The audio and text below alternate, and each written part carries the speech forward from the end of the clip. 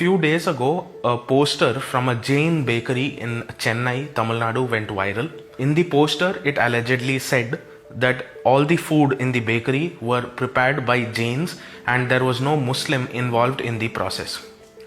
The Chennai police immediately arrested the owner of the bakery. Bear in mind that nobody had filed a complaint against the bakery. The Chennai police suo moto took action against the bakery without any complaint, that is, they took action by themselves.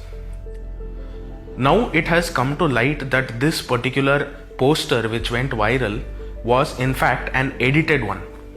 The original poster does not in any place mention that the bakery does not employ any Muslims, or in no way does the bakery try to advertise that they don't involve Muslims in their process. The poster which went viral was a edited and fake one. The Chennai police, based on this fake poster, without conducting any proper investigation, has arrested the owner of this bakery. And today, if you go and search for this bakery on Google, that is Jain Bakery and Confectionaries, you will find that this establishment has been permanently closed. As far as Google business is concerned, only a person who is the owner of that business or who has access to that business can go and write there that it has been permanently closed. And this indicates that the Chennai police, without any evidence, just for the sake of this fake secularism, without any investigation, took action against this innocent man and have forced him, they have tortured him in such a manner mentally that he has been forced to shut down his business. It is very important that we keep in mind that Jains have contributed immensely to our country. Despite being a small minority in this country, unlike few others who are creating a ruckus and who are demanding reservations, the Jains have not done this, and they have worked really hard and they manage huge businesses throughout our country. It is just shocking that the police took action without investigation. It is evident just from the outset about how that poster has been designed and how the font has been edited on top of that poster to indicate that these people don't employ Muslims. This is a clear-cut case that somebody is trying to put them out of business, and this is somebody with some vested interests.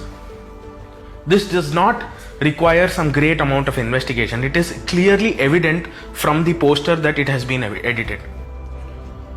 What continues to shock me is the fact that several huge companies and even small restaurants for that case are imposing halal meat on the Hindu population, which represents roughly 80% of India's population.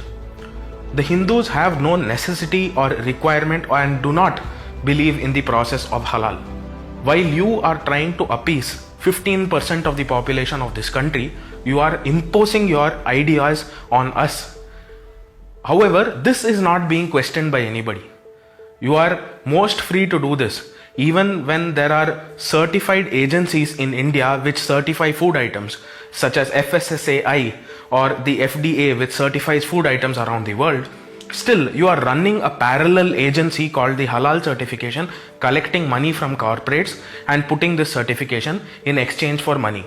And you are imposing this on Hindus. Large corporates are also involved in this. Companies like McDonald's or even Big Basket in India are serving only and only halal meat products. Nobody is ready to question this practice, and the biggest irony here is that certain people day and night talk about minority empowerment in India, talk about how certain castes are under attack in India, but they are not talking about the fact that these castes, certain SC/ST castes and the Sikhs in India are mainly involved in the Jatka business, that is the Hindu way of cutting meat. By employing only halal meat in your restaurants or in your websites or anywhere else, you are directly sending a message to the Hindus that, hey, we don't care about your industry, we will not promote your industry, and we will only promote a particular community just because we are going to believe in this fake secularism.